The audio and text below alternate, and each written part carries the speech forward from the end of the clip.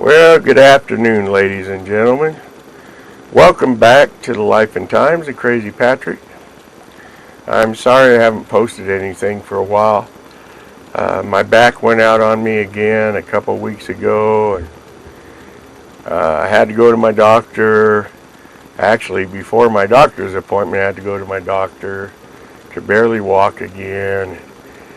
Excruciating pain. And so I go to the doctor, and he has the results of my MRI back, and he goes, well, I hate to tell you this, but you've got degenerative disc disease. The discs that aren't completely gone are bulging all up and down your spine. And he goes, but that isn't the worst of it. He goes, there's 2 or 3 lesions down in your way lower back, down kind of towards the tailbone that don't look good. It's either cancer or some kind of an infection. So we got to get you in and get a biopsy on that. So he sets up, and he does it immediately. Normally to get into a specialist for something like that, it's probably going to take at least a month. I'm figuring at least a month away. And he has me an appointment like the next Friday. And so I'm thinking I'm just going to a doctor to a doctor's office, because he tells me they're going to do a needle biopsy. And I go, well, that don't sound good. It sounds like it's going to hurt. And he goes, oh, they'll deaden you up and it won't be bad.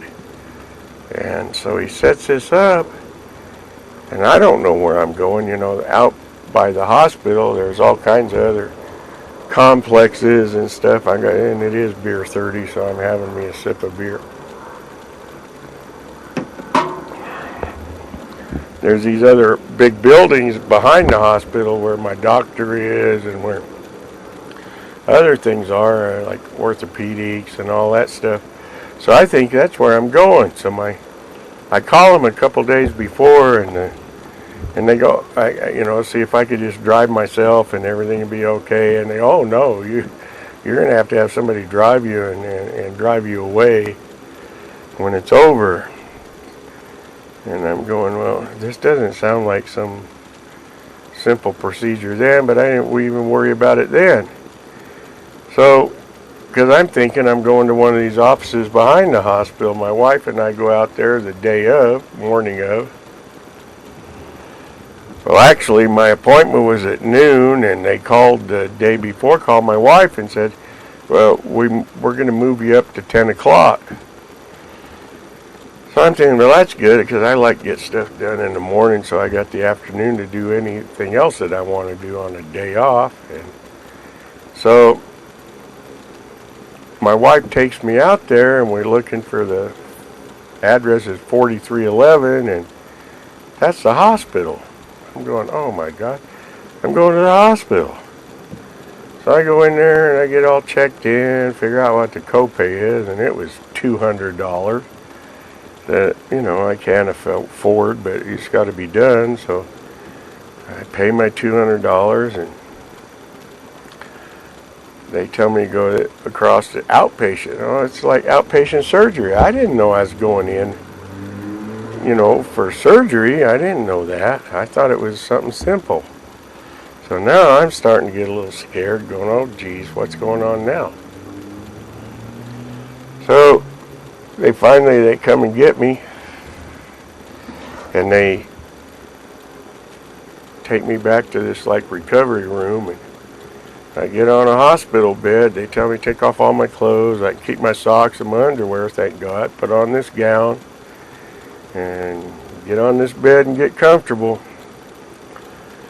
So I get on there, and this nurse comes in, and she's being real funny, and she's having fun with me and picking on me and joking around. And she puts an IV in my arm. She goes, man, all your veins are flattened out. And I go, well, I've never had a problem with that before. They must be hiding from you. So she finally puts an IV thing in my left arm. They took me in before I went in and took blood, so I got a blood test too beforehand. And so I'm laying there and waiting, what's going to happen here. I don't even know what's going on. Nobody's told me nothing.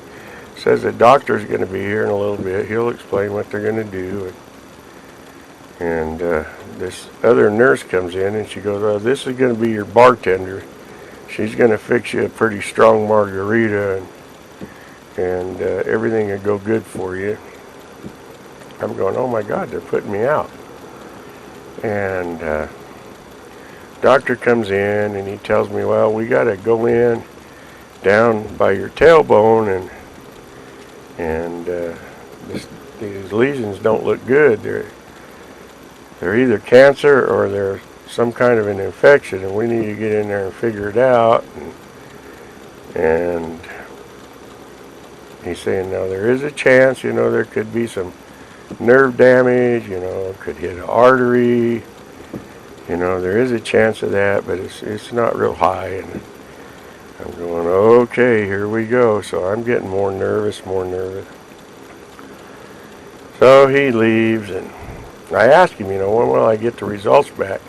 I asked the nurse, and the nurse said, "Oh, it's probably going to be about a week." And the doctor says, "You're going to have the results back by Tuesday.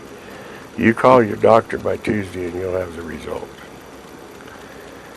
So that made me feel a little better, so I didn't have to sit there and wait, because I'm expecting the worst, So they wheel me back into this room, and it's got a machine kind of like a MRI, but it doesn't have the sewer pipe you go in. It's just a big ring. I don't know if it's a CAT scan. I didn't see no cats around, but maybe that's what it is, a CAT scan. But they put me off this bed. They had me get on this table there on my belly, which I hate. I don't sleep on my belly, never have. Hate laying on my stomach. Most uncomfortable position to me that there ever was. So they put me on this table. They run me in there backwards so that they can put a grid down there on my back and see where this place is and grid it off so the doctor knows where to go in and take care of this thing. And they do that a couple times, in and out. Then they pull me back out, and the nurse comes over, this nurse, and she goes, "Well, I'm going to give you your margarita now." And I go, "Well, make sure it's got plenty of salt and lime." And so I'm laying there, and I don't think nothing's going on. I don't feel sleepy. I'm wide awake and uncomfortable. They put this oxygen in your nose, and I'm uncomfortable as all get out. And the next thing I know, I get this pain. Shoots across the bottom of my back and down my left leg like a lightning bolt. And I go, "Ah." And the doctor goes, "Did you feel that?" And I go, "Yes, sir, I felt it." And he goes, "Where'd you feel it?" And I said, "Across my lower back and straight down my left leg." He goes, "Good, that's good." And he goes, "We're done." I go, "We're done? I don't remember you ever starting." And I go, "How long have I been in here?" They go, "Oh, about an hour." I go, I had no clue. But I felt like right then I could get up and walk out of there, I was wide awake. And so they took me back into recovery. They made me lay in there for half an hour. And I'm wanting to get up, get my clothes on, and get the hell out of there. I wanted a cup of coffee because I couldn't have no coffee or nothing that morning. And so I finally, I got up, got my clothes on, and I go, "Man, I could use a cup of coffee." And they go, "Oh, here, we'll get you a cup of coffee. You want cream and sugar?" Oh, hell yeah. The nurse got me a cup of coffee, and they put me in a wheelchair and wheeled me out to my wife, who had the truck out there. They'd already went out and talked to her and had me ready to get in the truck and come home. But they put an incision down there just above my butt crack. I went in there and did whatever they was going to do. And I guess I'll get the results back on Tuesday. And, I'm crossing my fingers and hoping it's just an infection. But the way they're talking, it's probably cancer. So then I got to figure out how I can afford, cancer treatment and all that stuff. I had a sister die from cancer. Well, she didn't die from the cancer. She went through the chemo and everything, and it was bad to watch. It wasn't a good thing to watch. And they finally got the cancer arrested, and I guess that chemo collapsed. Your veins go all collapse and everything. So they had a tube in her chest and to give her the meds and everything she needed.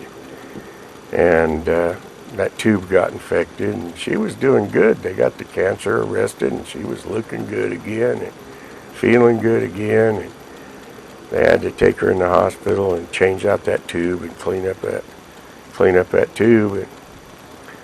And when she's in there, she got staph infection in her lungs, and she died. The cancer never killed her. It was a damn staph infection from the hospital that killed her. But I'd always said, and I told my wife, if I got cancer, I wasn't going to go through all that. But this lady that I work with out at Baton, where I'm a guard, they have me out at Baton now at the utilities where people come in and turn on their utilities and disconnect and take care of bills and all that stuff. So I've got a pretty easy sit-down job there now, so I can handle that. But lady that works there as a cashier, she had cancer, and she went through the chemo, and she went through all that. She just had to go to Phoenix a week or so ago and get checked. She has to do that every once in a while. There's Cancer Institute over there. But she's got a clean bill of health, and she's doing fine. And she's the one that talked me into doing whatever they say. So whatever they say, that's what I'm going to do. And I've kind of got a mindset and kind of getting my peace with, with my God. I know everybody doesn't have the same God maybe, but I'm making peace with my God. And so whatever it is, you can't change it. It is what it is. But I'm still looking forward to, I don't know if y'all watch Deborah Dickinson. I hope you watch her channel, because she's really good. And she has a lot of followers, and she's having to meet up over at the City of Rocks State Park, New Mexico in November. I got my reservations, and by God, I'm going come hell or high water. I'm going to that, and I'm going to meet everybody there, and so I can't wait for that. And I just wanted to check in with y'all, let y'all know I'm still alive. I'm here, and it is what it is. And I'll be doing some more videos. And I was going to do a cooking video today, but sometimes you have days that just can't stand that long. So but I will be doing those. I'm going to tell you some more family stories that'll just crack you up. But I guess that's about all I got to say today, and I'm going to let it go at that, and I'll catch you on the flip-flop.